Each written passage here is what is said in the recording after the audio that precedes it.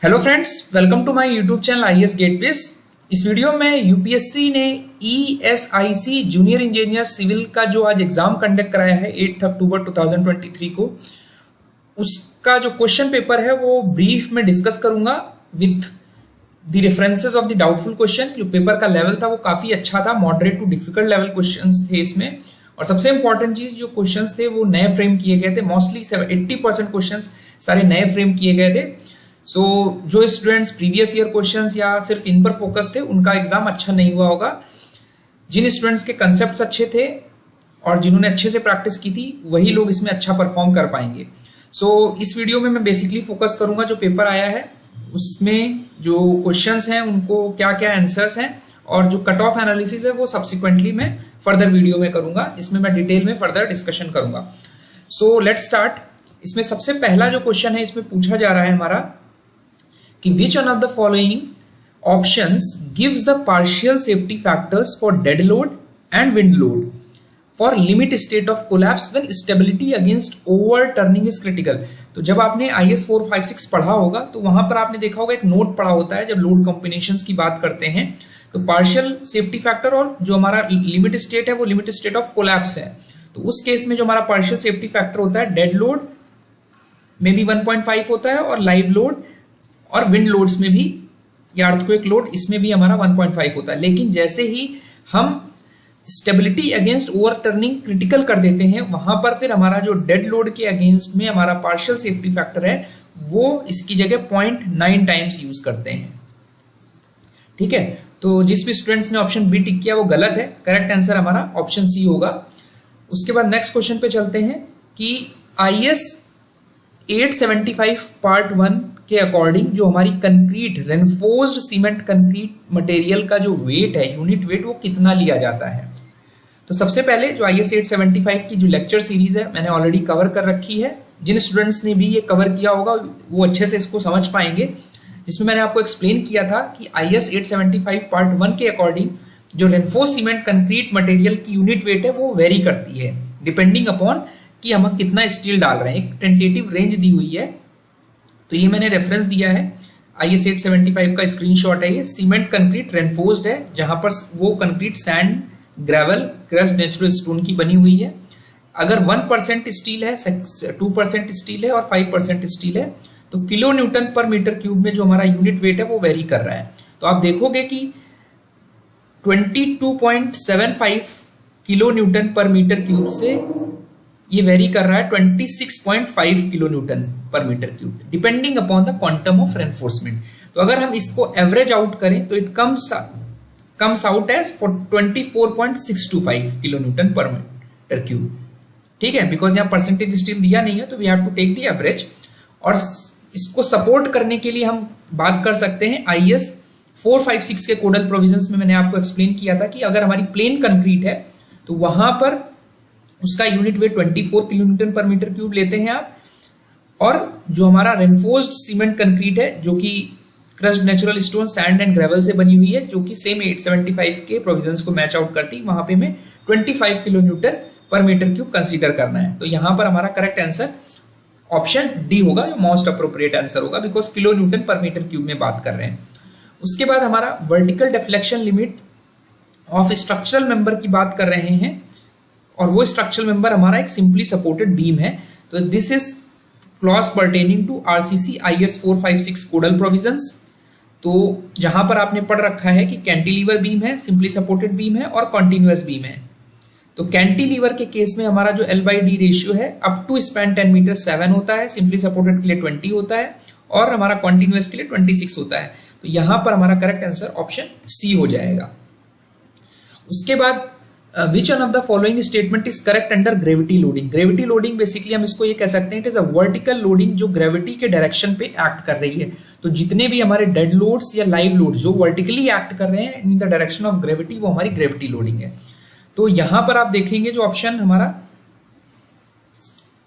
4th है, in cantilevers the top fibres will be under tension. अगर हम कोई कैंटिलीवर बीम लेते हैं और यहाँ पे वर्टिकल लोड्स अगर एक्ट कर रहे हैं तो हमारा जो टेंसाइल स्ट्रेसेस होंगी वो हमारी टॉप फाइबर्स पे होंगी। तो टेंशन हमारा टॉप फाइबर्स में होगा। तो हमारा करेक्ट आंसर ऑप्शन सी होगा। तो हमारा जो ऑप्शन होगा, करेक्ट ऑप्शन होगा सी। बाकी जो ऑप्शन है आप अगर देखोगे कि कोई सिंपली सपोर्टेड बीम है और वो ग्रेविटी लोडिंग में अगर आप इसको लोड कर रहे हो तो हमारे जो बॉटम फाइबर्स होंगे वो टेंशन में होंगे और जो टॉप फाइबर्स होंगे वो कंप्रेशन में होंगे एट मिड स्पैन। ठीक है, तो ये सारे स्टेटमेंट्स इस तरह आप देखोगे तो गलत निकल के आएंगे, तो ऑप्शन सी हमारा करेक्ट होगा। उसका नेक्स्ट क्वेश्चन है कि the phenomena which prevent slippage between steel और कंक्रीट के बीच में जो स्लिपेज को प्रिवेंट करने के लिए जो फेनोमेना है वो बॉन्ड है। ठीक है, तो करेक्ट आंसर हमारा ऑप्शन बी है। एंड जो कोहेशन है बेसिकली वो एक एलिमेंट है जो हमारे बॉन्ड में कंट्रीब्यूट कर रहा है। ठीक है, उसका सिक्स्थ क्वेश्चन है कि एक कॉलम है हमारा बिल्डिंग का which is subjected to dead load and live load, और हमसे बोला जा रहा है कि हमारा फैक्टर्ड डिजाइन लोड क्या होगा लिमिट स्टेट डिजाइन के लिए, स्टील स्ट्रक्चर के लिए। तो यहाँ पे एक इंपॉर्टेंट चीज यह निकल कर आ रही है कि यहाँ पे हमारे पास जो लिमिट स्टेट डिजाइन होती है उसमें दो लिमिट स्टेट होती हैं, limit state of collapse and limit state of serviceability. तो एक तो ये हमारा क्लियरली मेंशन्ड नहीं है कि किस लिमिट स्टेट की बात कर रहा है। ठीक है, तो अगर हम लिमिट स्टेट ऑफ कोलैप्स की बात करें तो वहां पर फैक्टर ऑफ सेफ्टी जो होगा वो 1.5 लेके आपका डेड लोड और लाइव लोड में अप्लाई कर दोगे तो you will gate 108 kilo Newton. And अगर हमारा लिमिट स्टेट ऑफ सर्विसिबिलिटी है तो वहां पे पार्शियल सेफ्टी फैक्टर 1 हो जाएगा, इसको सिंपली आप ऐड करके 1 से मल्टीप्लाई करोगे तो विल गेट 72 वैल्यू।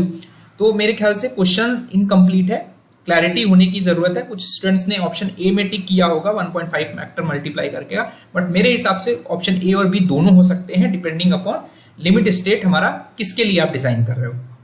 उसका नेक्स्ट क्वेश्चन है कि जो रिवेट्स हमारे रेसिडेंशियल टेंशन से सब्जेक्ट किए जाते हैं of an unpredictable amount during the placement are expected in hot rivets. ठीक है, इसका रेफरेंस मैंने दिया हुआ है लिमिट स्टेट की एसके दुग्गल की बुक है, जहां पर क्लियरली लिखा हुआ है कि जो हमारे हॉट रिवेट्स हैं they become plastic, expands and fills the rivet hole completely in the process of forming a head at the other end. जब वो कूल होते हैं तो जो रिवेट है वो फिर से श्रिंक होता है वापस से।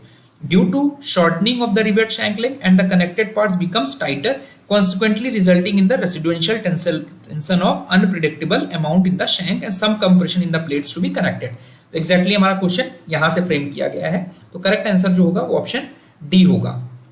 उसका type of steel beam preferred when the span ranges between 10 metre से 100 मीटर के लिए हमारा प्लेट गर्डर का हम यूज करते हैं। जो बोल्टेड कनेक्शन पे जो लोड है वो हमारा डबल कवर जो ज्वाइंट है, ये अगर आपके दो मेंबर्स हैं आपने दोनों साइड कवर किया हुआ है तो आपका जो लोड होगा वो इसेंट्रिक नहीं होगा, यहाँ पे नॉट पूछा जा रहा है। बाकी सभी में जैसे अब सिंगल कवर बट ज्वाइंट होगा तो वहां पे जो लोड है वो हमारा इसेंट्रिक होगा। For the same number of bolts used in joints which one of the following patterns yield highest efficiency जो आएगी वो डायमंड की आएगी। तो डायमंड की एफिशिएंसी सबसे ज्यादा है स्टैगर्ड चेन से स्टैगर्ड की और स्टैगर्ड से हमारी चेन की। तो ये अरेंजमेंट है which gives the sequence of efficiencies. Which of the followings are included in serviceability limit state? तो deformations, deflections, corrosion, durability, bonding of structure, ये सभी हमारे जो हैं ये हमारे लिमिट स्टेट ऑफ सर्विसिबिलिटी में आते हैं। ये क्वेश्चन मैंने आपको टेस्ट सीरीज में भी दिया था, जिन स्टूडेंट्स ने दिया होगा they will able to appreciate. Question number 12 है which one of the following is not a type of steel column base. तो स्टील कॉलम बेस में हमारा slab base, gusseted base, pocket base and grillage foundation ये सभी हमारे steel column base की category में आते हैं। जनरली लोगों ने पॉकेट बेस में को टिक किया होगा, लेकिन जो पॉकेट बेस है बेसिकली जो डी फाउंडेशंस हैं, ठीक है, जहां पे आपको पाइल फाउंडेशन करनी है वहां पर ये बेस यूज किया जाता है। Share base is not a classification.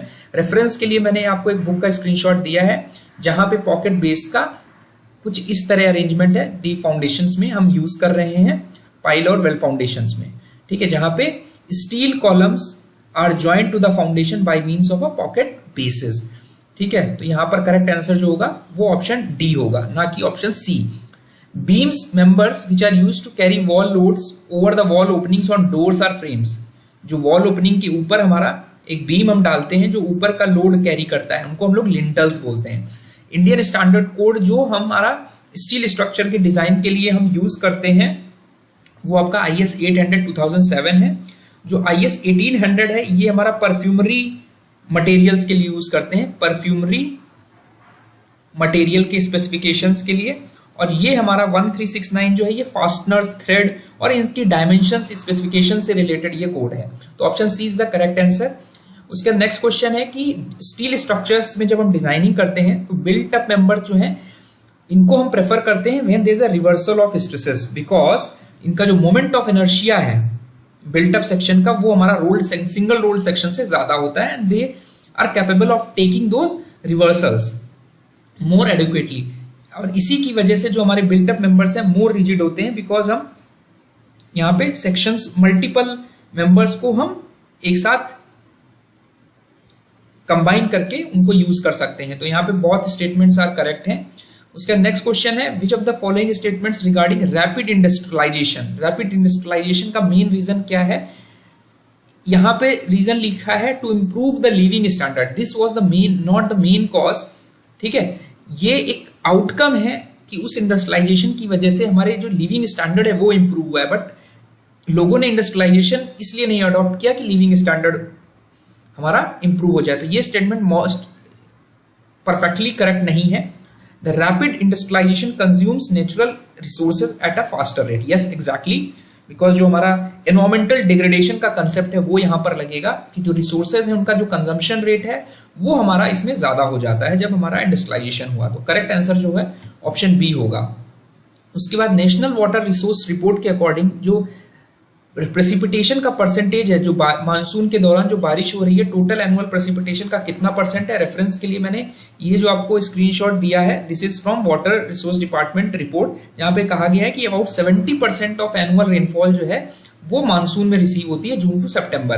तो जो मोस्ट नियरेस्ट आंसर है you can say it is nearly 75%। उसका नेक्स्ट क्वेश्चन है कि जो हमारा वेस्ट वाटर निकलता है butter and ghee section of dairy plant से, उसकी जो बीओडी वैल्यू है उस वेस्ट वाटर की कितनी होती है? जो करेक्ट आंसर है वो ऑप्शन डी होगा। इसमें भी रेफरेंस के लिए मैंने एक स्टैंडर्ड रेफरेंस दिया हुआ है जिसमें वेस्ट वाटर इफ्लुएंट की कैटेगरी दिखी है। तो आप देख पा रहे हैं जो हमारा बटर और घी सेक्शन है डेयरी प्लांट का, डेयरी प्लांट में बहुत सारे सेक्शन होंगे, चीज प्लांट है, कैसीन प्लांट है, पूल्ड डेयरी एफ्लुएंट है, वहां पर अगर बीओडी देखेंगे तो चीज प्लांट के लिए 2150 है और हमारा बटर घी सेक्शन के लिए 1250 है और कैसीन प्लांट के लिए 200 है। तो आपके जो ऑप्शंस हैं कुछ इसी तरह दिए हुए हैं, बट यहाँ पे बटर एंड घी सेक्शन की बात कर रहे हैं तो 1250 मिलीग्राम पर लीटर होगा। उसके बाद बात करते हैं कि the alteration in the environmental conditions due to man's action, इसको हम लोग बेसिकली कहते हैं एनवायरमेंटल इम्पैक्ट।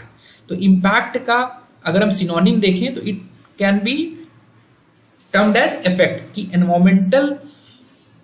एनवायरमेंट में हमारा क्या इम्पैक्ट आ रहा है अगर हम एनवायरमेंटल कंडीशंस में अल्टरेशंस कर रहे हैं, लाइक हम व्हीकल्स चला रहे हैं उसकी वजह से जो पॉल्यूशन हो रहा है उस इम्पैक्ट को असेसमेंट करने के लिए हम एनवायरमेंटल इम्पैक्ट एनालिसिस करेंगे। तो रेफरेंस के लिए मैंने एक बुक का रेफरेंस दिया हुआ है जहां पर ये बात लिखी हुई है कि हमारा the environmental conditions vary according to nature, scale and location of the actions, ठीक है, और इसको हम लोग एनवायरमेंटल इम्पैक्ट बोलते हैं। ठीक है, तो करेक्ट आंसर हमारा most appropriate answer option B होगा। जो वाटर डिस्चार्ज हो रहा है सिंक, शावर्स, बाथरूम से which is less polluted is called grey water, correct answer option A होगा। उसके बाद हमारा नेक्स्ट क्वेश्चन है कि by assuming the dam height in a gravity dam, gravity dam अगर हमारे पास है कोई और हमारा फुल हाइट का वाटर भरा हुआ है तो जो रिजल्टेंट थ्रस्ट है पानी का एक्सटर्नल फोर्स की वजह से वो हमारा लगेगा h/3 from the bottom and 2h/3 from the top. हम जब प्रेशर डिस्ट्रीब्यूशन डायग्राम बनाएंगे वो ट्रायंगुलर डिस्ट्रीब्यूशन की वजह से ऐसा होगा। तो करेक्ट आंसर यहां पर हमारा ऑप्शन डी हो जाएगा। अगर हम स्टैंडर्ड नोटेशंस का यूज करें, बी बेस विड्थ है, ई एसेंट्रिसिटी है रिजल्टेंट फोर्स की सेंटर ऑफ बेस पर, एंड वी वर्टिकल फोर्स है, तो वर्टिकल डायरेक्ट स्ट्रेस डिस्ट्रीब्यूशन हम जो होगा वो हमारा ये वाला होगा, ऑप्शन ए होगा। उसके नेक्स्ट क्वेश्चन है कि अगर व्हीट हमारा 7.5 सेंटीमीटर पानी रिक्वायर करता है हर 28 डेज में, मतलब जो फ्रीक्वेंसी ऑफ वाटरिंग है वो 28 डेज है, हर 23वें दिन आपको पानी देना है, और बेस पीरियड 148 डेज है, 140 डेज है, तो हमारी नंबर ऑफ वाटरिंग होगी वो कितनी होगी? Base period divided by 28 days, तो यू विल गेट 5। तो 5 बार आपको वाटरिंग करनी होगी और हर एक बार 7.5 सेंटीमीटर पानी चाहिए, तो आपको जो टोटल पानी चाहिए होगा that will be delta of the wheat. तो करेक्ट आंसर ऑप्शन ए होगा। फिर नेक्स्ट क्वेश्चन है कि जो हमारा कल्चरेबल कमांड एरिया है, यानी हमारा कितना एरिया हम कल्टीवेबल है, जिसमें हम कल्टीवेशन कर सकते हैं, तो वो 1200 हेक्टेयर से। इंटेंसिटी ऑफ इरिगेशन का मतलब है कि हम कितना परसेंट एरिया इरिगेट कर रहे हैं। तो वीट के केस में हमारी जो इंटेंसिटी ऑफ इरिगेशन है वो 40% है, तो it will be simply 40% of 1200 which will be 80 hectare. तो इंटेंसिटी ऑफ इरिगेशन ये बता रहा है कि हम कितना एरिया, टोटल कल्चरेबल एरिया में हम इरिगेट कर रहे हैं वीट के लिए, यानी हमने 40% एरिया में वीट लगाया हुआ है जिसमें हम इरिगेशन कर रहे हैं। तो canal which is aligned along any natural watershed is called a rich canal. Rich canal को हम लोग वाटरशेड कैनाल भी कहते हैं। As per Lacey's method, for an artificially constructed channel to behave as a regime, which of the following condition is necessary? Discharge is constant and under the uniform flow. This is the correct answer. Silt charge जो है ये हमारा constant रहता है, discharge भी हमारा constant रहता है, flow हमारा हम uniform flow assume करते हैं, for which discharge is constant. तो हमारा correct answer जो होगा option A होगा। जो रिलेशनशिप है duty delta and base period की वो 8.64 बी अपॉन डेल्टा है। करेक्ट आंसर ऑप्शन बी होगा। उसका नेक्स्ट क्वेश्चन है which one of the following statement is correct regarding meandering in reverse. जो मेंडरिंग है ये लेंथ ऑफ रिवर को इंक्रीज कर देती है और स्लोप को डिक्रीज कर देती है। रेफरेंस के लिए मैंने आपको यहां पर दिया हुआ है कि हमारा जो मेंडर है when the water flow velocity diminishes in the river, ये आप देख पा रहे हैं कि this is meandering, forming curves, उन कर्व्स को मेंडर्स बोलते हैं। And the development of meanders increases the length of river, ठीक है, एंड दस डिक्रीजेस इट्स स्लोप। तो यहाँ पे करेक्ट आंसर जो होगा ऑप्शन बी होगा। उसका नेक्स्ट क्वेश्चन है which one of the following is the method when the water is applied to the cropland without any preparation. बिना जमीन की प्रिपरेशन के लिए, बिना गाइड बंड बनाए, जब हम to guide or restrict the flow, हमको रिस्ट्रिक्ट नहीं कर रहे फ्लो को, तो वो हमारा अनकंट्रोल्ड इरिगेशन होता है। उसका नेक्स्ट क्वेश्चन है irrigation projects constructed prior to 1965।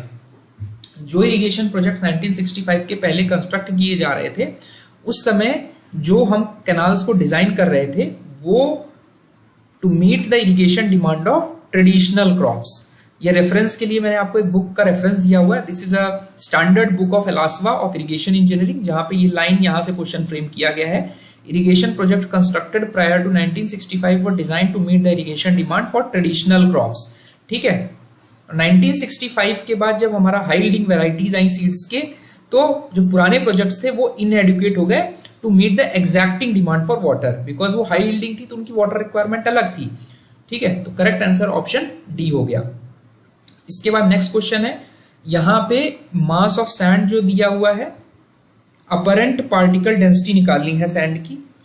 Oven dried wait जो दिया है वो आपका दिया है 480 ग्राम, इसको हम डी से डिनोट कर लेते हैं। सैंड का एसएसडी कंडीशन में जो वेट दिया है, सैचुरेटेड सरफेस ड्राई कंडीशन, यानी सरफेस जो मॉइस्चर उसमें नहीं है, ठीक है, लेकिन अंदर उसमें मॉइस्चर हो सकता है। ओवन ड्राइड में बिल्कुल भी हमारा मॉइस्चर नहीं, सब कुछ इवापोरेट हो चुका है, सूख चुका है। जो पाइक्नोमीटर का मास है उसको हम सी से डिनोट कर लेते हैं, full of water. And D हमारा जिसमें सैंड भी है और वाटर भी है, उसका जो वेट है वो 1695 ग्राम है। तो जो स्पेसिफिक ग्रेविटी आएगी उस केस में सैंड की, bulk specific gravity of sand is given by, यहां पर मैंने फॉर्मूला दिया हुआ है, this is D point D minus B minus C, and A D C B की वैल्यूज मैंने यहाँ पे नॉमेनक्लेचर में दी है। तो आप यहां पर सब्स्टिट्यूट करोगे तो you will gate 480 divided by 480 minus 1695 minus 1400। इसको आप सॉल्व करोगे तो विल गेट 2.594 एंड इसको 1000 से मल्टीप्लाई कर दोगे तो आपको अपरेंट पार्टिकल डेंसिटी पता चल जाएगी। तो हमारा जो करेक्ट आंसर होगा वो ऑप्शन बी होगा। उसके बाद आते हैं कि इंपैक्ट स्ट्रेंथ हमारी कैसे इंक्रीज करती है, इसमें कौन से स्टेटमेंट्स करेक्ट हैं। तो it can be increased with aggregate with a low Poisson ratio, smaller maximum size of aggregate, aggregate with low modulus of elasticity. इसमें करेक्ट आंसर जो होगा ऑप्शन डी है। रेफरेंस के लिए मैंने बुक का रेफरेंस आपको दिया हुआ है, फॉरेन राइटर की बुक है, जिसमें क्लियरली लिखा हुआ है कि अगर हम smaller maximum size of aggregate यानी 20 mm की जगह आप 10 mm यूज करोगे मैक्सिमम एग्रीगेट साइज, तो इसकी इंपैक्ट स्ट्रेंथ इंप्रूव हो जाएगी। Impact strength in compression is improved by the use of aggregate, अगर आप लो मॉडुलस ऑफ इलास्टिसिटी यूज कर रहे हो and low Poisson ratio use कर रहे हो। तो ये हमारा इस बुक से, नेवाइल की कंक्रीट टेक्नोलॉजी की बुक है, वहां से ये क्वेश्चन फ्रेम किया गया है। तो करेक्ट आंसर जो है वो ऑप्शन डी होगा। उसके बाद आते हैं नेक्स्ट क्वेश्चन, कि सल्फेट रेजिस्टिंग टाइप 5 सीमेंट के लिए हमारे कौन से स्टेटमेंट्स करेक्ट हैं। इसके लिए मैंने आपको, अगर को याद होगा, IS 2230 सल्फेट रेजिस्टिंग सीमेंट्स पर आपको डिटेल्ड एक्सप्लेनेशन दिया था इस IS कोड पे। तो अगर जिसने भी पढ़ा होगा he will be able to appreciate the question. तो जो हीट डेवलप्ड है सल्फेट रेजिस्टिंग सीमेंट की, सल्फेट रेजिस्टिंग का मतलब है हम सल्फेट रेजिस्टेंस डेवलप कर रहे हैं सीमेंट में, तो उसके लिए तो आपको क्या करना पड़ेगा, जो C3A का कंटेंट है उसको लिमिट करना पड़ेगा and it is generally limited to 3.5%। और साथ ही साथ जो सल्फेट का कंटेंट है वो 2.5% से कम रखना पड़ेगा। तो ये भी स्टेटमेंट सही है, ये भी स्टेटमेंट सही है। और जो हीट डेवलप्ड हो रही है वो बहुत ज्यादा नहीं होती as compare to low heat cement. तो यहां पर तीनों स्टेटमेंट करेक्ट है। रेफरेंस के लिए सेम नेवाइल की कंक्रीट टेक्नोलॉजी की बुक से क्वेश्चन फ्रेम किया गया है, जहां पर लिखा हुआ है कि cement has a low C3A content to avoid sulphate attack from outside the concrete, otherwise हमारा कैल्शियम सल्फो एल्यूमिनेट बन जाता है जो कंक्रीट को डिसरप्ट कर देता है बिकॉज उसका जो वॉल्यूम इंक्रीज है उसकी वजह से। साथ ही साथ जो थर्ड स्टेटमेंट था कि सल्फेट रेजिस्टेंस को इंप्रूव करने के लिए जो C3A का कंटेंट है वो 3.5% से कम होता है और SO3 का कंटेंट 2.5% से कम होता है। साथ ही साथ the heat developed by sulphate resisting cement is not much higher than that of low heat cement which is an advantage but the cost of former is higher। Cost जो है वो हमारी सल्फेट रेजिस्टिंग सीमेंट की लो heat cement से ज्यादा होती है, लेकिन जो हीट निकलती है वो बहुत ज्यादा नहीं होती। तो करेक्ट आंसर यहाँ पे तीनों होंगे, तीनों ऑप्शन सही है। Option D is the most appropriate answer. Shrinkage is caused by loss of water. तो लॉस ऑफ वाटर की वजह से जो श्रिंकेज होता है वो 3 कैटेगरी में होता है, प्लास्टिक श्रिंकेज, ड्राइंग श्रिंकेज और ऑटोजेनिक श्रिंकेज। ठीक है, और कार्बोनेशन श्रिंकेज अलग फेनोमेना है। उसमें हार्डन्ड कंक्रीट पे जो हमारी कार्बन डाइऑक्साइड है अंदर के पानी के साथ रिएक्ट करके कार्बोनेशन प्रोसेस से वॉल्यूम रिडक्शन होता है। ठीक है, तो ये नहीं होगा। Loss of water is immediately by evaporation और हाइड्रेशन ऑफ सीमेंट। तो लॉस ऑफ वाटर जो हो रहा है वो इन दोनों प्रोसेस की वजह से हो रहा है। तो करेक्ट आंसर जो होगा ऑप्शन बी होगा। साउंडनेस टेस्ट में हम quality and well as quantity of free lime निकालने की कोशिश करते हैं because this is responsible for expansion of cement. High performance concrete जो है हाई ड्यूरेबिलिटी और हाई स्ट्रेंथ की कंक्रीट होती है as compare to normal ordinary concrete. जो प्रोसेस है removing excess water from freshly placed concrete is known as bleeding. The process of keeping the concrete moist at appropriate temperature is known as curing. Concrete gains its strength primarily due to hydration of cement particles. ठीक है, which of the following cement is used to reduce the heat of hydration in large concrete structures is low heat cement. Minimum recommended value जो है Fe 415 which is basically HYSD reinforcement. इस case में हमारी जो minimum reinforcement की value है वो 0.12% होती है HYSD बार में, और माइल्ड स्टील रेनफोर्समेंट के केस में ये 0.15 होती है। तो करेक्ट आंसर जो होगा ऑप्शन बी होगा। अब आते हैं कि आरसीसी का अगर आप कैंटिलीवर स्लैब डिजाइन कर रहे हो तो उस केस में जो मैक्सिमम LYD रेशियो है वो 7 है, ये सही है। जो मोमेंट और शेयर फोर्सेस की इक्वेशंस होंगी वो ऑब्वियसली डिफरेंट होंगी मोमेंट और शेयर फोर्सेस की। और जो डाउनवर्ड लोडिंग है बेसिकली ग्रेविटी लोडिंग के अगेंस्ट में जो हमारा टेंशन होगा वो टॉप पे होगा, ये भी स्टेटमेंट करेक्ट है। जो हम कैंटिलीवर स्लैब में जो रेनफोर्समेंट दे रहे हैं उसका जो एंकरेज है, ठीक है, वो हम डेवलपमेंट लेंथ उसमें प्रोवाइड कर रहे हैं बियॉन्ड द सपोर्ट। इस तरह की जो स्टील है वो हमारा डिजाइन स्ट्रेस जो है वो 5ST is equal to 0.87 FY support पर डेवलप कर पाए। तो यहां पर तीनों ही स्टेटमेंट करेक्ट हैं, तो हमारा करेक्ट आंसर जो होगा ऑप्शन डी होगा। ये IS 456 से कोडल प्रोविजन जिसने अच्छे से पढ़े होंगे ही will be able to answer the questions. इसका नेक्स्ट क्वेश्चन है, consider the following statement regarding the necessity of doubly reinforced sections. जो हमारी डबली रेनफोर्स सेक्शन में हमारी जो डेप्थ है वो हम जब रिस्ट्रिक्शन आता है उस पर तब हम डबली रेनफोर्स सेक्शन पे जाते हैं कि हमें डेप्थ रिस्ट्रिक्ट करनी है तो हम कंप्रेशन रेनफोर्समेंट डाल देते हैं and that depth restriction could be due to architectural reasons या कंस्ट्रक्शनल इश्यूज। साथ ही साथ जो कंप्रेशन स्टील है वो हमारी डक्टिलिटी इंश्योर करती है बीम में एंड इसी वजह से हम लोग जब भी कंप्रेशन स्टील अर्थक्वेक रीजंस में आता है तो हम उसे प्रेफर करते हैं बिकॉज बहुत इट इंप्रूव्स द डक्टिलिटी। तो यहाँ पर करेक्ट स्टेटमेंट्स हमारे नेसेसिटी क्या है, दोनों रीजंस हैं, ऑप्शन डी करेक्ट होगा। किसी भी कॉलम को लॉन्ग कॉलम तब बोलते हैं it is with respect to the RCC column. तो L by least lateral dimension should be greater than और इक्वल टू 12। तो बेसिकली ग्रेटर देन 12 होगा तो हमारा लॉन्ग कॉलम कहलाएगा। IS 456-2000 के अकॉर्डिंग जो मिनिमम ग्रेड ऑफ कंक्रीट है सीवियर एक्सपोजर कंडीशन में M20 होता है। ये सारी चीजें मैंने ऑलरेडी IS 456 से कोडल प्रोविजंस में डिस्कस की हुई हैं। वन डायमेंशनल फ्लो में जो ट्रांसवर्स यानी परपेंडिकुलर डायरेक्शन में जो एलिमेंट्स हैं वो हम नेग्लेक्ट कर देते हैं, जो मूवमेंट्स हैं। तो करेक्ट आंसर जो है वो हमारा ऑप्शन सी होगा।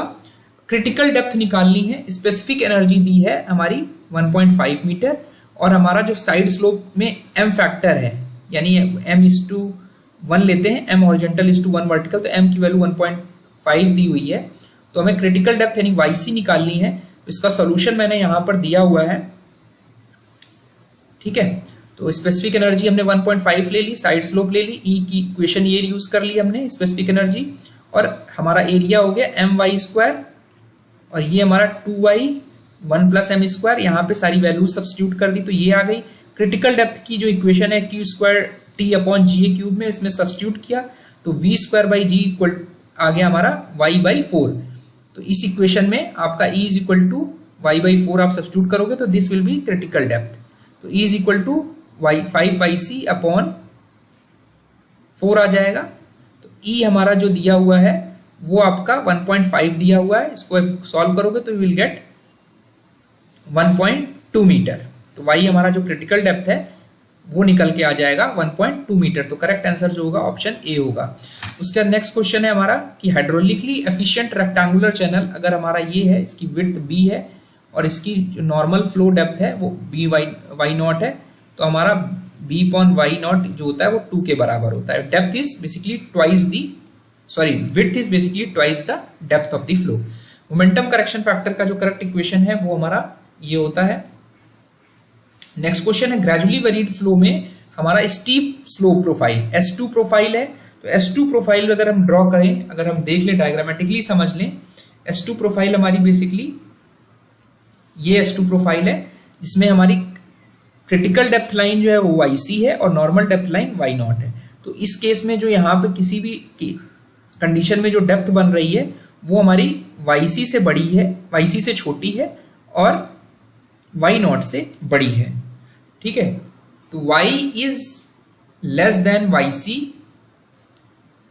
ठीक है, and greater than normal depth. तो ये S2 की प्रोफाइल हो गई। तो S2 की प्रोफाइल ये हो गई। तो करेक्ट आंसर जो बनेगा वो हमारा Y0 से बड़ा हो गया और YC से छोटा हो गया। करेक्ट आंसर ऑप्शन ए हो जाएगा। इसके बाद नेक्स्ट क्वेश्चन है कि एक हाइड्रोलिक जंप बन रहा है, उसमें सीक्वेंट डेप्थ्स दी हुई हैं। Y1 जो है 0.25 मीटर दी है, Y2 हमारी 1.2 मीटर दी है, ठीक है। बिगिनिंग पे ये है और एंड पे हमारी ये है। तो हमारी जो एनर्जी लॉस होता है, इक्वेशन हमारी पता है आपको, y2 - y1 cube upon 4y1 y2। इसको आप सॉल्व करोगे तो you will get 0.8 metre as the correct answer. उसके बाद नेक्स्ट क्वेश्चन पे चलते हैं। 52 क्वेश्चन जो है हमारा, this is regarding the use of hydraulic jump. Hydraulic jump की जब बात करते हैं आप, तो इसमें विच of the following statement is not correct पूछ रहा है। इंपॉर्टेंट चीज है, नॉट करेक्ट पूछ रहा है। तो हाइड्रोलिक जंप हमारा primarily serves as energy dissipation. हमारा जो काइनेटिक एनर्जी है पानी की, हम हाइड्रोलिक जंप के थ्रू लॉस करते हैं, तो ये करेक्ट है। Hydraulic jump can be useful for desalination of sea water, ये भी स्टेटमेंट करेक्ट है। तो थर्ड स्टेटमेंट है कि hydraulic jump occurs when super critical stream, ये गलत लिख दिया इन्होंने, सुपर क्रिटिकल स्ट्रीम मीट्स दी सब क्रिटिकल स्ट्रीम। तो थर्ड स्टेटमेंट केवल गलत है। तो हमारा जो करेक्ट ऑप्शन होगा ऑप्शन ए होगा। रेफरेंस के लिए अगर आप बुक देखोगे तो ओपन चैनल की के सुब्रमण्या की बुक है जिसमें ये क्लियरली लिखा हुआ है कि जो यूजेस हैं हमारे, उसमें हमारा desalination of sea water is one of the use of the along with aeration of stream. तो हमारा करेक्ट आंसर जो होगा ऑप्शन ए होगा। That's why I always suggest to go through the standard books, ठीक है। आप देख पा रहे हैं बहुत सारे क्वेश्चन जो है स्टैंडर्ड बुक के रेफरेंसेस से मिल रहे हैं, ठीक है। एक उसके बाद नेक्स्ट क्वेश्चन है हमारा, एक रेक्टेंगुलर चैनल है जिसकी जो डेप्थ है वो 2 मीटर है, इसमें y आ गया, विड्थ हमारी 4 मीटर है, जो लॉन्गिट्यूडनल स्लोप है चैनल का वो हमारा S0 है, वो 0.0004 है।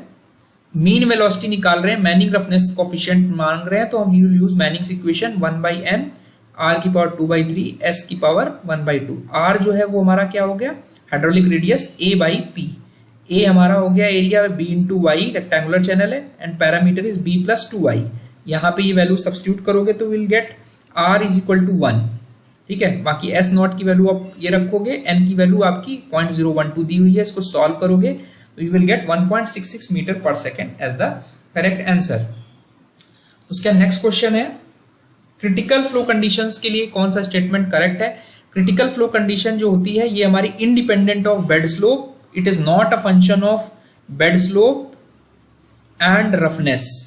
तो हमारा देखेंगे तो critical flow condition is not influenced by the roughness of channel, सिर्फ ये एक स्टेटमेंट है जो करेक्ट है, बाकी इज नॉट डिपेंडेंट, ये हमारा गलत हो गया। डिस्चार्ज पे और चैनल ज्योमेट्री पे फुली डिपेंडेंट होता है, तो ये तीनों स्टेटमेंट जो है वो गलत है, ऑप्शन डी हमारा करेक्ट हो जाएगा। नेक्स्ट क्वेश्चन है हमारा कि which of the following relation is correct with regard to uniform flow. Uniform flow में क्या है, हमने डेफिनेशन पढ़ी कि अलोंग द फ्लो जो डेप्थ है, जो सारी प्रॉपर्टीज अलोंग द फ्लो हमारी कांस्टेंट रह रही हैं। तो अगर हम डायग्राम ड्रॉ करें तो energy line, water face slope line और बेड स्लोप जो है ये सभी का इंक्लिनेशन जो होगा वो थीटा ही होगा, they will all be parallel. ठीक है, तो हमारा bed slope, water surface slope और slope of total energy line same होगा। उसका नेक्स्ट क्वेश्चन है, जो लिक्विड वेस्ट जनरेट होता है रेजिडेंशियल बिल्डिंग से वो हमारा सैनिटरी सीवेज कहलाता है। Which of the following is a colourless gas जिसकी जो थ्रेशोल्ड वैल्यू है वो 0.3 ppm है, that is sulphur dioxide. Reference के लिए मैंने आपको दिया हुआ है यहाँ पर स्टैंडर्ड आर्टिकल का एक सल्फर डाइऑक्साइड है जिसमें कलरलेस गैस है, it is taste threshold at 0.3 ppm and order threshold at 0.5 ppm। ठीक है, उसका नेक्स्ट क्वेश्चन है कि जो मोस्ट प्रोमिनेंट फोर्स है वो हमारी अंडरग्राउंड सीवर पाइप्स में, बिकॉज दे आर अंडरग्राउंड, तो हमारा सरचार्ज की वजह से जो प्रोमिनेंट फोर्स हो जाती है वो कंप्रेसिव फोर्स हो जाती है, रेदर देन जो हूप स्ट्रेसेस इंटरनल प्रेशर की वजह से आ रही हैं। जो लीचेट है ये हमारा सैनिटरी लैंडफिल से निकलता है। Sewers which transport the sewage to the point of treatment, एकदम लास्ट पॉइंट तक लेके जाते हैं, उन्हें हम आउटफॉल सीवर्स बोलते हैं। ठीक है, तो करेक्ट आंसर ऑप्शन सी होगा। उसके बाद ज्योमेट्रिक डिजाइन ऑफ रोड्स की अगर बात करें तो proper designing of layout is important because it is facilitate smooth flow. तो हमारा पहला स्टेटमेंट गलत हो जाता है, safety is one of the prime important, तो हमारा सेकंड ऑप्शन ही केवल करेक्ट होगा। उसके बाद विड्थ ऑफ कैरिजवे की बात करें, इसमें इंटरमीडिएट कैरिजवे की बात कर रहे हैं, except on important road as recommended by RC is 5.5। यहां पे मैंने टैबुलेट भी किया हुआ है, intermediate carriageway except on important road is 5.5। ठीक है, ये आप सभी ने पढ़ रखा है। उसका नेक्स्ट क्वेश्चन है कि जो कैम्बर है it is the cross slope on highways to facilitate drainage of pavement. ये स्टेटमेंट करेक्ट है, हमें करेक्ट स्टेटमेंट बताने हैं। Camber starts from the crown, ठीक है, क्राउन से स्टार्ट होता है और एजेस की तरफ द मिडिल हाईएस्ट पॉइंट जो होगा पेमेंट का, और डाउनवर्ड्स जाएगा towards the edges of the pavement. तो ये भी स्टेटमेंट सही हो गया। The camber depends upon the smoothness, basically जो पेमेंट का टेक्सचर है, सरफेस टेक्सचर है, ये उसको इंडिकेट कर रहा है। जैसे सरफेस टेक्सचर मतलब जो टेक्सचर है, स्मूथ है, रफ है, ये भी कैम्बर में डिसाइड कर रहा है कि कैम्बर कितना होगा of the payment and intensity of rainfall. तो ये भी स्टेटमेंट करेक्ट है। रेफरेंस के लिए मैंने कड़ियाली की बुक है, उसका 7.13.9 क्लॉज है, वहां पर आप देखोगे कि camber is basically facilitating the drainage. This is favored centrally crowned provided across the carriageway width। ठीक है, इसी बुक में इसके आगे पैरा में लिखा हुआ, तो मैंने गलती से स्क्रीनशॉट लेने में गड़बड़ कर दिया है, इसके लास्ट में ये वाली लाइन एग्जैक्टली यही लिखी हुई है, इसमें कोई डाउट नहीं है। करेक्ट आंसर जो है वो ऑप्शन डी होगा। उसके बाद नेक्स्ट क्वेश्चन है कि अगर हमारा डिजाइन स्पीड जो है वो 75% ऑफ डिजाइन स्पीड है, आर रेडियस है कर्व का, सुपर एलिवेशन जो होगा v²/225 r हो जाएगा। ठीक है, ये इक्वेशन कहां से निकल के आती है, E + F = v²/127 आप r इक्वेशन यूज करते हो। यहाँ पे आप v को 0.75 v रख दोगे एंड f को आप 0 कर दोगे फॉर मिक्स्ड ट्रैफिक। ठीक है, तो हमारा ऑप्शन बी निकल के आएगा। हॉरिजॉन्टल ट्रांजिशन कर्व्स के लिए which of the following statements are correct. एक ट्रांजिशन, एक हमारा स्ट्रेट रोड है, एक सर्कुलर कर्व है, इसके बीच में हम लोग इंट्रोड्यूस कर रहे हैं एक ट्रांजिशन कर्व इंट्रोड्यूस कर रहे हैं। तो ट्रांजिशन कर्व जो आप इंट्रोड्यूस कर रहे हो, इसका इन्फिनिटी रेडियस यहां पर होगा स्ट्रेट पर, और यहां पर जाके इस कर्व का जो रेडियस होगा उस पे जाके मैच करेगा। तो धीरे धीरे हमारा टूवर्ड्स दी जिस कर्व में वो मिल रहा है जाके वहां पर उस रेडियस को अचीव करेगा। तो it has a radius which decreases from infinity to the tangent point to the design radius. सही है। जो rate of change of radius है ट्रांजिशन कर्व का, वो depend upon the equation of the curve at its shape. बिल्कुल सही है। फिर a transition curve is introduced between the straight and circular curve, the radius of transition curve decreases। ठीक है, infinity से डिक्रीज होके आर तक आ रहा है and becomes minimum at the beginning of the circle curve. ठीक है, उसके बाद ये मिनिमम हो रहा है, फिर हमारा थ्रू आउट आर रह रहा है। तो हमारा तीनों स्टेटमेंट वापस से करेक्ट हो जाएंगे। रेफरेंस के लिए भी मैंने यहाँ पे दिया हुआ है, यहाँ पे लिखा हुआ है कि the rate of change of radius of transition curve will depend upon the equation of the curve. ठीक है, तो ये तीनों स्टेटमेंट्स हमारे करेक्ट होंगे। इसमें ऑप्शन डी जो होगा वो मोस्ट अप्रोप्रिएट आंसर होगा। उसके बाद नेक्स्ट क्वेश्चन है कि विच one of the following materials reduces the transmission of heat, sound and dampness. ये रिसेंटली मैंने अपने यूट्यूब चैनल पे जो आईएएस कोड पर डिस्कशन किया था, हॉलोब्रिक्स का जो IAS code through MCQ series है, तो वहां पर मैंने आपको एक्सप्लेन किया था और इस पे क्वेश्चन भी फ्रेम किया था कि जो हॉलोब्रिक्स के एडवांटेजेस हैं वो ये हैं, because they reduces the transmission of heat, sound and dampness. तो बर्न्ट क्ले हॉलोब्रिक्स जो है they are the used and impart thermal insulation to the building. ये हमारी कोड की लाइन है जिसको मैंने आपको एक्सप्लेन किया था। उसका नेक्स्ट क्वेश्चन है कि टेराकोटा के लिए कौन सा स्टेटमेंट करेक्ट है। तो रेफरेंस के लिए देख लेते हैं टेराकोटा ये क्वेश्चन कहां से सेट किया गया है। टेराकोटा एक इटालियन वर्ड है जिसमें टेरा का मतलब होता है क्ले, कोटा का मतलब होता है बर्न। तो एक रिफ्रैक्टरी क्ले है जिसको हम use ornamental parts of building बनाने के लिए करते हैं। ये बेसिकली बिकॉज इसको हम लोग मफल फर्नेस में हीट करते हैं, जलाते हैं, स्पेशल किल्स में बनाते हैं, तो इसी वजह से it is a impervious, hard and cheap. तो सेकेंड स्टेटमेंट जो है वो गलत हो जाएगा, it is not pervious and soft. तो option A is only correct, statement 1 is correct. उसके बाद नेक्स्ट क्वेश्चन है कि मोहस स्केल में हमारा हार्डनेस नंबर 8 किसके लिए होता है। तो टोपेज के लिए हमारा 8 होता है। ये हार्डनेस की वैल्यूज हैं, आप देख पा रहे हैं यहाँ पे टोपेज का जो नंबर है दैट इज 8। ठीक है, बाकी अगर आप देखोगे ऑर्थोक्लेज एंड सफायर है, सफायर के लिए 9 है, ऑर्थोक्लेज के लिए 6 है, और क्या बचा आपका एक आइटम आपका क्वार्ट्ज बचा। तो क्वार्ट्ज का जो है वो आपका 7 है। 6, 7, 8, 9 नंबर वाला है। इसमें टोपेज जो है वो 8 नंबर का है हार्डनेस नंबर मोहस स्केल में। विच of the following is not a constituent of plastic. इस क्वेश्चन में बहुत सारे स्टूडेंट्स ने गलती की है। बेसिकली जो प्लास्टिक का कॉम्पोजिशन है उसमें रेजिन, लुब्रिकेंट, पिगमेंट तीनों आते हैं। सॉल्वेंट जो है it is not a constituent of plastic. ठीक है, तो ये स्टेटमेंट में हमारा ऑप्शन बी गलत है। इसका अगर रेफरेंस देखें तो एसके दुग्गल की बुक्स में आप देख पाएंगे कि जो प्लास्टिक के कॉन्स्टिट्यूएंट्स उसमें रेजिन आता है, प्लास्टिसाइजर आता है, फिलर आता है, पिगमेंट आता है, डाई आता है, लुब्रिकेंट आता है, कैटलिस्ट आता है। तो ये सारे मैंने यहाँ पर एक्सप्लेन किए हुए हैं। उसके बाद नेक्स्ट क्वेश्चन है कि ultimate tensile strength mild steel के लिए कितनी होती है। तो इसके लिए I would suggest to go to the IS code. ठीक है, जो हमारा माइल्ड स्टील के लिए आईएस कोड है दैट इज IS 432 जो हम रेनफोर्समेंट में यूज कर रहे हैं। IS 432 जनरली हमारा Fe 250 ग्रेड की हमारी स्टील है जो हम माइल्ड स्टील यूज कर रहे हैं। तो यहाँ पर 2 ग्रेड्स हमारे माइल्ड स्टील के दिए हुए हैं जिसमें आपकी मिनिमम टेंसाइल स्ट्रेस, यहाँ पे मिनिमम की बात कर रहे हैं, तो मिनिमम टेंसाइल स्ट्रेस आप देख पा रहे हैं कि वो 370 से लेके 410 तक जा रही है। ठीक है, और जो मीडियम टेंसाइल स्ट्रेस है उसकी 510, 540 तक जा रही है। तो यहाँ पर जो रेंज है ये कुछ बैठ नहीं रही है। ठीक है, तो बट यू कैन से कि जो नियरेस्ट है बिकॉज वहां पे वो मिनिमम वैल्यूज दी हुई हैं, तो अराउंड 500 के अराउंड मिनिमम वैल्यूज जा रही हैं। तो यू कैन से कि अल्टीमेटली बहुत सारे आपको रेफरेंसेस मिलेंगे जिसमें आपको लिखा मिलेगा कि अल्टीमेट टेंसाइल स्ट्रेंथ हमारी जो होती है इस रेंज में फॉल करती है 400 से 500 mega pascal for mild steel. तो मेरे हिसाब से जो नियरेस्ट ऑप्शन है you can go for it, but अगर एग्जैक्टली स्पीकिंग हमारा कोई भी ऑप्शन इसमें करेक्ट नहीं है। उसका नेक्स्ट क्वेश्चन है which of the following purposes of heat treatment of steel. Heat treatment के मेन पर्पसेस क्या है? इंटरनल स्ट्रेसेस और स्ट्रेंस को रिलीव कराना, ये सही है।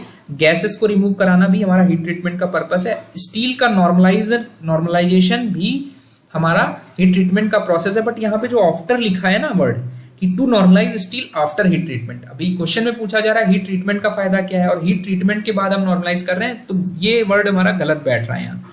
तो स्टील में जो हीट ट्रीटमेंट है उसमें नॉर्मलाइजेशन एक प्रोसेस है, टेम्परिंग एक प्रोसेस है, एनीलिंग एक प्रोसेस है, ये सारे प्रोसेसेस हैं जो हीट ट्रीटमेंट के दौरान परफॉर्म किए जाते हैं। तो मेरे हिसाब से जो ज्यादा अप्रोप्रिएट स्टेटमेंट बनेगा वो 1 और 3 बनेगा।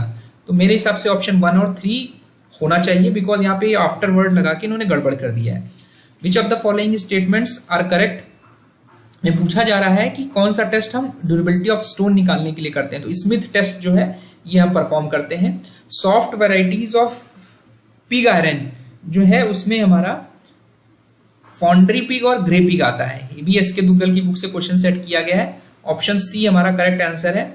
नॉमिनल मिक्स प्रोपोर्शन जो सीमेंट मोर्टार है इंटीरियर वॉल के लिए प्लास्टरिंग वर्क में हम क्या फॉलो करते हैं? जनरली हम लोग जो फॉलो करते हैं इंटीरियर वॉल की बात कर रहा है, तो इंटीरियर वॉल में हम लोग अगर हमारी कोर्स सैंड है तो हम जनरली 1:6 फॉलो करते हैं। अगर फाइन सैंड है तो 1:5 भी यूज कर लेते हैं। ठीक है, एक्सटीरियर वॉल के केस में 1:3 से 1:4 हम यूज करते हैं। जनरली हम 1:4 अडॉप्ट कर लेते हैं एक्सटीरियर वॉल में।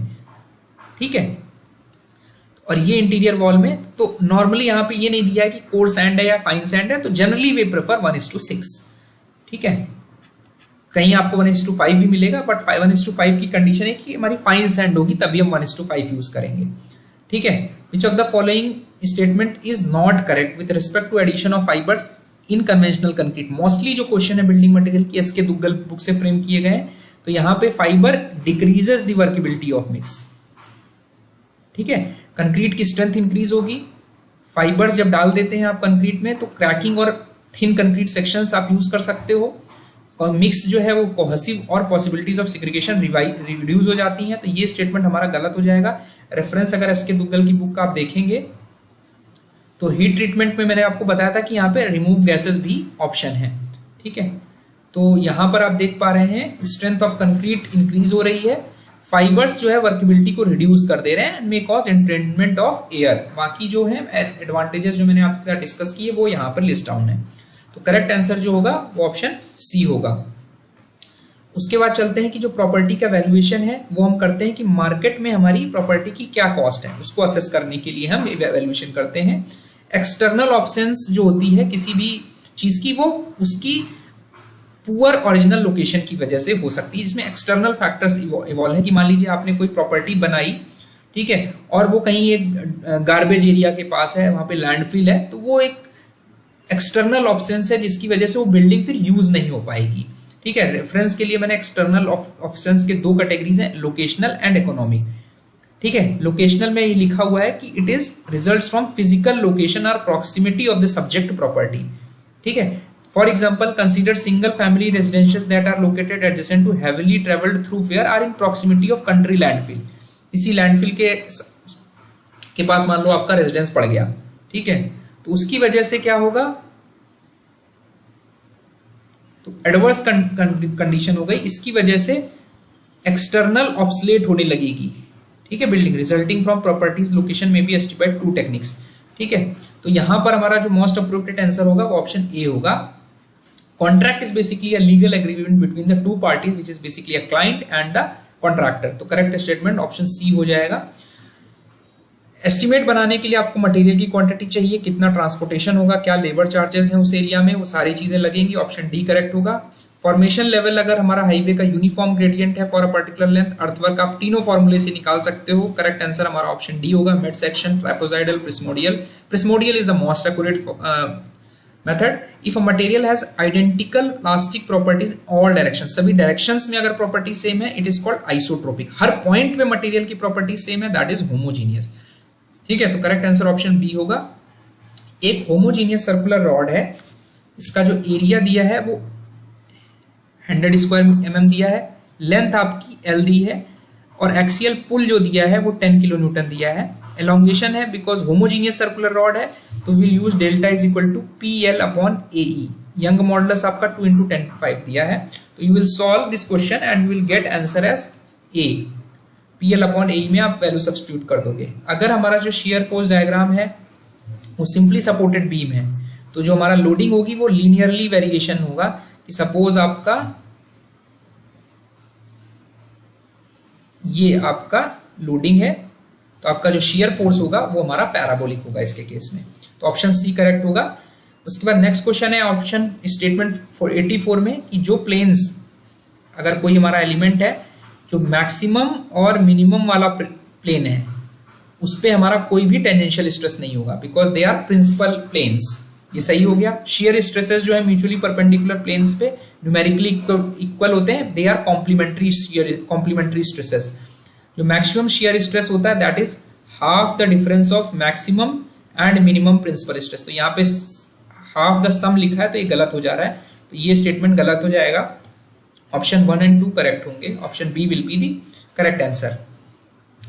The failure of the structural member under fluctuation and reversal of stresses is known as fatigue. जो volumetric strain है that is given by strain in all 3 directions. तो यहाँ पे तीनों डायरेक्शन का स्ट्रेन दिया हुआ है, इनको आप ऐड करोगे तीनों को तो you will get 0। तो करेक्ट आंसर हमारा जो होगा ऑप्शन ए होगा। ब्रिटल मटेरियल के लिए जो हमारी थ्योरी है वो मैक्सिमम प्रिंसिपल स्ट्रेस थ्योरी हम यूज करते हैं, विच इज बेसिकली रैंकाइंस थ्योरी। ठीक है, it is not suitable for ductile materials. उसका नेक्स्ट क्वेश्चन है कि इन दिस थ्योरी और सिंपल बेंडिंग में एजम्पशन हमारा नहीं मेंटेन किया जाता। Young modulus is different for compression and tension. दोनों के लिए हमारा जो यंग मॉडुलस है वो सेम होता है, तो करेक्ट आंसर हमारा जो होगा वो ऑप्शन ए होगा, क्योंकि नॉट पूछा जा रहा है। एक सर्कुलर सेगमेंटल आर्च है जिसका स्पैन 36 मीटर है, rise 6 metre, is hinged at the crown. Horizontal load 1 kilonewton per metre दिया है, covering full height of the arch on left side. Horizontal thrust on the right spring पूछा जा रहा है। तो यहाँ पे डायग्रामेटिकली मैंने इस क्वेश्चन को समझाने की कोशिश की है। 6 मीटर आपकी स्प्रिंगिंग हाइट हो गई, क्राउन की हाइट हो गई सपोर्ट से, और हमारा जो लेटरल लोड है वो आपका यहां पर जो दिया हुआ है वो 1000 न्यूटन पर मीटर दिया हुआ है। ठीक है, यहां पे हमने 100 किलो न्यूटन पर मीटर लिया हुआ है। तो राइट सेगमेंट अगर आप ले लेते हो, हॉरिजॉन्टल रिएक्शन HR ले लेते हो, इसके अबाउट आप मोमेंट ऑफ C के अबाउट MC0 करोगे, क्राउन के अबाउट, तो HR इंटू 6 हो जाएगा मल्टीप्लाइड बाई VR इंटू 18। ठीक है, तो इसको सॉल्व करोगे तो HR is equal to 18 into VR divided by 6, 3 times the VR आ जाएगा। ठीक है, अब अगर आप VL और VR को करोगे तो ये 0 आएगा, एंड इसके अबाउट आप मोमेंट लोगे लेफ्ट हिंज के about, sigma ML is equal to 0, तो VR into 36 is equal to, यहाँ पे हमारा लोड कितना दिया हुआ था 1000 न्यूटन पर मीटर, तो इसको किलो न्यूटन में रख लेते हैं। Kilo Newton 1 into 3 into 6। ठीक है, जो लोड होगा वो हमारा कितना हो जाएगा इस पे 1 इंटू 6 यानी 6 kilo Newton into multiplied by इसके सेंट्रॉइड से। ठीक है, इस पॉइंट के अबाउट जो मोमेंट आएगा, तो 36 18 हो गया, तो VR आ गया आपका 18 डिवाइड बाई 36, ये आपका बन गया 0.5 किलो न्यूटन, यानी आपका 500 न्यूटन बन गया। ठीक है, अब हमारा ये 3 टाइम्स द VR था, तो ये आपका 1500 न्यूटन बन गया। ठीक है, तो यहाँ पे इट सीम्स यहाँ पर कुछ गड़बड़ी लिखने में हो गई है, 1000 किलो न्यूटन तो हमारा जो हॉरिजॉन्टल रिएक्शन आ रहा है वो 1500 न्यूटन आ रहा है, और लेफ्ट पे जो आपका आएगा इसको आप इक्वेट करोगे तो 6000 आ रहा है, तो यानी 6 इंटू 1000, तो यहाँ डायग्रामेटिकली गड़बड़ी थी, तो 1500 आप सॉल्व करोगे तो 4500 आ जाएगा। लेफ्ट में यहाँ पर जो पूछा जा रहा है, लेफ्ट में पूछा जा राइट स्प्रिंगिंग पूछा जा रहा है, विच इज बेसिकली 1.5 किलो न्यूटन, तो इसमें से कोई भी ऑप्शन करेक्ट नहीं है। मुझे लगता है इन्होंने लोडिंग को हॉरिजॉन्टल लोडिंग कंसीडर करके दे दिया है। इट कंटेन्स अ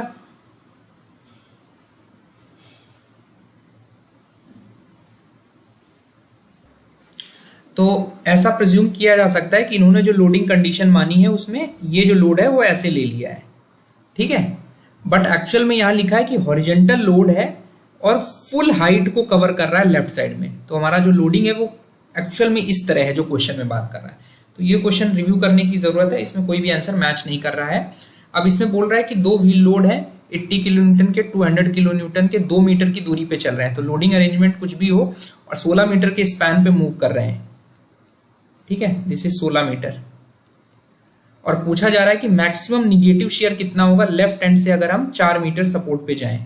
तो उस केस में मैक्सिमम निगेटिव शेयर फोर्स के केस में हम 200 किलो न्यूटन के लोड को आगे रखेंगे और उसको प्लेस करेंगे जिस सेक्शन पे हमें मैक्सिमम निगेटिव चाहिए। ये 200 न्यूटन हो जाएगा और ये 80 किलो न्यूटन हो जाएगा और इसके बीच की दूरी हो जाएगी 2 मीटर। और अब हम यूनिट लोड की हेल्प से शेयर फोर्स डायग्राम बनाएंगे तो कुछ इस तरह बनेगा, ठीक है। ये 2 मीटर पे ये वाला 80 किलो न्यूटन का लोड है यहाँ पे और यहाँ पे 200 किलो न्यूटन का लोड है। ये वाला जो पोर्शन है वो 0.75 किलो न्यूटन हो जाएगा 1 के करस्पॉन्डिंग और 0.25 यूनिट यहाँ पे हो जाएगा, ठीक है। तो ये वैल्यू जो आएगी वो 0.125 किलो न्यूटन आएगी। तो मैक्सिमम निगेटिव शेयर फोर्स क्या होगा, वो ये वैल्यू होगी। तो इस लोड के करस्पॉन्डिंग अगर हम देखें 80 मल्टीप्लाइड बाई जो इसका ऑर्डिनेट होगा 0.125 प्लस ये माइनस में रखेंगे हम लोग क्योंकि ये निगेटिव की बात कर रहे हैं, प्लस 200 इंटू 0.25, ठीक है। तो इसको सॉल्व करोगे तो you will gate -60 kilo Newton. तो करेक्ट आंसर जो होगा ऑप्शन बी हो जाएगा। उसका नेक्स्ट क्वेश्चन है हमारा कि which of the following is the degree of closeness of repeated measurements of same quantity to each other, it is known as accuracy, ठीक है। जो हमारा मीन से जो वेरिएशन है उसको हम डेविएशन बोलते हैं। जो मीन वैल्यू है उससे कितना डेविएट कर रहे हैं, जो स्प्रेड है वो दैट इज स्टैंडर्ड डेविएशन। उसके बाद हमारा नेक्स्ट क्वेश्चन है direct method using a tape करेंगे। तो ये दोनों स्टेटमेंट्स करेक्ट हैं, ठीक है। तो यहाँ पे कोई भी ऑब्जेक्शन नहीं रेज करने की जरूरत है, इसमें बहुत स्टेटमेंट्स आर करेक्ट। 93 में हमारा ये सभी ने पढ़ रखा है राइज एंड फॉल मेथड में हमारा जो ऑप्शन डी है वो करेक्ट होगा। Sigma summation of back side minus summation of fore side is equal to summation of rise minus fall last RL minus first RL. जो 94th क्वेश्चन है उसमें whole circle bearing दिया हुआ है। Whole circle bearing दिया हुआ है तो हम ऐसे ड्रॉ करेंगे। ट्रेवर्स लाइन 305 डिग्री है, यानी इस क्वाड्रेंट में आएगा। इसको ऐसे ड्रॉ करेंगे, ये हमारा 305 डिग्री हो जाएगा। तो आपको ईस्ट वेस्ट नॉर्थ साउथ, तो आपका जो बनेगा वैल्यू नॉर्थ से वेस्ट की तरफ and 360 degree minus 305 degree west, ठीक है। नियरेस्ट यही बनेगा। तो हमारा करेक्ट आंसर जो होगा एंड ऑप्शन डी हो जाएगा। Which of the following traverses originates at a point of known position and terminates at a point of unknown position, उन्हें हम ओपन ट्रेवर्स बोलते हैं। चेनेज ऑफ इंटरसेक्शन पॉइंट, हमारा intersection point जहां पे है जहां पे हमारे दोनों टैंजेंट्स स्ट्रेट्स इंटरसेक्ट कर रहे हैं, ठीक है। तो ये हमारा 120 डिग्री है। तो हमारा जो डिफ्लेक्शन एंगल है सेंट्रल एंगल 60 डिग्री हो जाएगा, इसका हाफ। और जो हमारा चेनेज है वो हमारा किसी रेफरेंस से हमारा 1060 मीटर पे है और रेडियस जो है वो 570 मीटर है। तो लेंथ ऑफ कर्व जो है बेसिकली क्या होता है पाई आर डेल्टा बाई 180। तो यहाँ पे डेल्टा जो है वो ऑलरेडी 60 डिग्री निकाल लिया आपने। पाई आर रेडियस 570 मीटर है, डेल्टा आपका 60 डिग्री है डिवाइडेड बाई 180। इसको सॉल्व करोगे तो 190 पाई आ जाएगा। तो लेंथ हमारी 195 है, यहाँ पे चेनेज का कोई यूज नहीं है। कंपास रूल जो है वो जिसमें हम एरर्स डिस्ट्रीब्यूट करते हैं लैटिट्यूड और डिपार्चर, वो हमारे सेम प्रपोर्शन में डिस्ट्रीब्यूट करते हैं, ठीक है। जो एरर होती है उसको सेम प्रपोर्शन में हम करेक्शन अप्लाई करते हैं। Which of the following is an example of geodetic survey. Geodetic survey जहां पर हम कर्वेचर ऑफ अर्थ को कंसीडर करते हैं। तो नेशनल बाउंड्री जो सर्वे होते हैं उसमें हम ये जियोडेटिक सर्वे करते हैं। एंड एरियाज रूल को लेके the prismoidal formula is more accurate than end areas formula, ये बिल्कुल सही है, सबसे ज्यादा एक्यूरेट फॉर्मूला है। जो एंड एरियाज फॉर्मूला है ये मोर फ्रिक्वेंटली अडॉप्ट किए जाते हैं because of its applicability and ease of its use. तो हमारा बहुत स्टेटमेंट्स हमारे करेक्ट हैं। उसका नेक्स्ट क्वेश्चन है जो correction for sag, slope, alignment है स्टील टेप सर्वे में, वो तीनों हमारे करेक्शंस की बात कर रहा है, तीनों ही निगेटिव होते हैं। नेक्स्ट क्वेश्चन है which of the following is not a type of highway interchange, तो डायमंड इंटरचेंज हमारा हाईवे इंटरचेंज है, क्लोवरलीफ इंटरचेंज, ट्रम्पेट इंटरचेंज, ये तीनों इंटरचेंज है। Roundabout interchange is not an interchange. Correct answer option B है। जो reference book है उसको मैंने यहाँ पर दिखाया हुआ है, डिजाइन एंड इंटरचेंज, जहां पर ये क्लियरली मेंशन्ड है कि there are various kinds of layouts for interchange, जिसमें ट्रम्पेट, डायमंड, पार्शियल क्लोवरलीफ और फुल क्लोवरलीफ। ये एक आईआईटी कानपुर के प्रोफेसर हैं पार्था चक्रवर्ती, उनकी बुक है। तो करेक्ट आंसर जो है वो ऑप्शन बी होगा। उसके बाद नेक्स्ट क्वेश्चन है फ्रीवेज की डेफिनेशन के लिए जो कैपेसिटी है फ्रीवे की वो किन किन फैक्टर्स पे डिपेंड करती है। ये सेम क्वेश्चन इसी बुक से सेट किया गया है, जिसमें फ्रीवेज या एक्सप्रेसवेज है।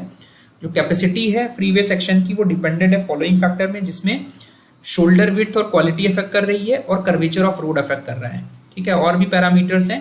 तो यहाँ पर जो डिपेंडेंट ऑन कर्वेचर ये सही हो गया, dependent on shoulder width and quality, तो ये दोनों स्टेटमेंट्स करेक्ट हो गए, बोथ स्टेटमेंट्स आर करेक्ट। उसके बाद which type of sleeper on broad gauge और Indian rail is most commonly used is concrete sleeper, जो प्री-स्ट्रेस्ड कंक्रीट स्लीपर्स हैं। जो मैक्सिमम ग्रेडियंट है इंडियन रेलवेज में प्लेन टेरेन के लिए ब्रॉड गेज ट्रैक्स में हम लोग जो फॉलो करते हैं ग्रेडियंट, अगर हम रेफरेंस देखें तो हमारा जो प्लेन टेरेन में जो रूलिंग ग्रेडियंट है वो 150 से लेके 1/250 है। तो जो मैक्सिमम ग्रेडियंट है वो हम पॉसिबल जो यूज करते हैं 1/150 हो गया। तो करेक्ट आंसर जो है वो हमारा ऑप्शन बी है। उसके बाद मल्टीमीडिया इंफॉर्मेशन कियोस्क जो है वो ए कैटेगरी स्टेशंस में हम लोग लगाते हैं, जो अभी रेलवे बोर्ड की पॉलिसी है। उसका नेक्स्ट क्वेश्चन है कि जो soils are aggregates of minerals and together with air and water in the void they form three phase system। Correct है। large portion of earth surface is covered with soils, बिल्कुल सही है, option A is the correct answer. तो reference के लिए मैंने यहाँ पे बुक का रेफरेंस भी लगाया, जहाँ क्लियरली लिखा है कि large portion of the earth surface is covered by soils. ठीक है, तो option A is the correct answer. जो फ्लो नेट का कंसेप्ट है वो लैप्लास इक्वेशन ऑफ कॉन्टिन्यूटी से आया है। मैक्सिमम कैपिलरिटी हाइट, अगर मैक्सिमम कैपिलरिटी हाइट की बात करें तो हमारा HC is equal to C upon ED10 लेंगे। C हमारा एक कोफिशिएंट है, इसका यूनिट जो है स्क्वायर मीटर mm में लगते हैं हम लोग, तो ये 20 mm स्क्वायर हो जाएगा। E हमारा वॉइड रेशियो है, D10 is the effective side is 0.02 mm। इसको सॉल्व करोगे तो विल गेट 2000 mm, यानी 2 मीटर हमारा कैपिलरी राइज आएगा। उसके बाद पूछा गया है कोफिशिएंट ऑफ परमेबिलिटी क्या है। अगर हमारा इफेक्टिव साइज 0.12 mm है, C हमारा 100 है। एलन हेजन का जो फॉर्मूला है वो हमारा होता है coefficient of permeability C D10 का होल स्क्वायर, जिसमें जो D10 है ये हमारा सेंटीमीटर में होता है। ठीक है, तो जो वैल्यू K की निकल के आती है वो भी हमारी सेंटीमीटर में निकल के आती है। तो C 100 है, D10 जो आप रखोगे वो सेंटीमीटर में रखोगे तो 0.12 डिवाइडेड बाई 10 बिकॉज mm में था का होल स्क्वायर करोगे, इसको सॉल्व करोगे तो करेक्ट आंसर जो आपको मिलेगा वो ऑप्शन सी मिल जाएगा। Reduction in volume of saturated soil just after application of load, just after application जो है वो इनिशियल कंसोलिडेशन होता है। Bulk unit degree of saturation and G is the specific gravity, तो ड्राई यूनिट वेट जो होती है वो bulk unit weight divided by 1 plus gamma होती है। तो परसेंटेज में हमने W% रखा है, तो करेक्ट आंसर ऑप्शन डी होगा। उसका नेक्स्ट क्वेश्चन है कि एक सैंपल है सैचुरेटेड सॉइल का जिसका वाटर कंटेंट हमारा 0.32% है। स्पेसिफिक ग्रेविटी GS जो है वो 2.5 है, यूनिट वेट ऑफ वाटर जो है वो 10 है। तो सैचुरेटेड यूनिट वेट की इक्वेशन क्या बनेगी, G plus E 1 plus EWG, because SE is equal to WG होता है। सैचुरेटेड के लिए 100% सैचुरेटेड यूनिट वेट को हम S इज इक्वल टू 100% कर देंगे, E इक्वल टू WG रख देंगे इस इक्वेशन में multiplied by unit weight of water. अब सारे पैरामीटर्स दिए, इसको सब्स्टिट्यूट करोगे तो will get 18.33। Pycnometer is used to measure the specific gravity and water content of soil. तो यहाँ पे मल्टीपल ऑप्शंस करेक्ट हैं, दोनों ही ऑप्शंस करेक्ट हैं। स्पेसिफिक ग्रेविटी भी पाइक्नोमीटर से आप निकाल सकते हो और वाटर कंटेंट भी निकाल सकते हो। Which of the following is not the correct assumption of basic equation of seepage through soil. Water हमारा इनकम्प्रेसिबल होता है, डार्सी लॉ जो है वो वैलिड होता है, पोरस मीडियम जो होता है वो हमारा इनकम्प्रेसिबल करते हैं कंसीडर, तो हमारा ये ऑप्शन जो होगा वो करेक्ट हो जाएगा। उसका नेक्स्ट क्वेश्चन है टर्जागीज थ्योरी में जो हमारे अजम्पशंस हैं वो कंप्लीटली सैचुरेटेड होती है सॉइल, होमोजीनियस होती है, सॉइल ग्रेन्स आर इनकम्प्रेसिबल। तो ये स्टेटमेंट गलत होगा, केवल 1 और 2 स्टेटमेंट्स हमारे करेक्ट होंगे बिकॉज करेक्ट पूछा जा रहा है। Which of the following methods is use to estimate the various types of building and works. Estimation के लॉन्ग वॉल और शॉर्ट वॉल मेथड यूज करते हैं हम लोग। ओवरहेड कॉस्ट जो है वो हमारा ऑफिस रेंट एंड यूटिलिटीज है, ये सारी हमारी डायरेक्ट कॉस्ट है जो डायरेक्ट प्रोजेक्ट के एग्जीक्यूशन के दौरान हमारी खर्चे हो रहे हैं। The type of estimate which is prepared during initial stages of project when the design is not yet finalized, तो उसे हम preliminary estimate बोलते हैं। कभी कभी abstract estimate वर्ड भी हम यूज करते हैं। जो नेक्स्ट क्वेश्चन है कि एनालिसिस ऑफ रेट का जो प्राइमरी पर्पस है वो है कि हमारा एक रफ एस्टिमेट बन के आ जाए प्रोजेक्ट का। तो करेक्ट आंसर ऑप्शन बी होगा। I hope this video was helpful. अपने कमेंट्स जरूर शेयर करिए जिस भी क्वेश्चन में लगता है कि आपको डाउटफुल है। So thank you and all the best.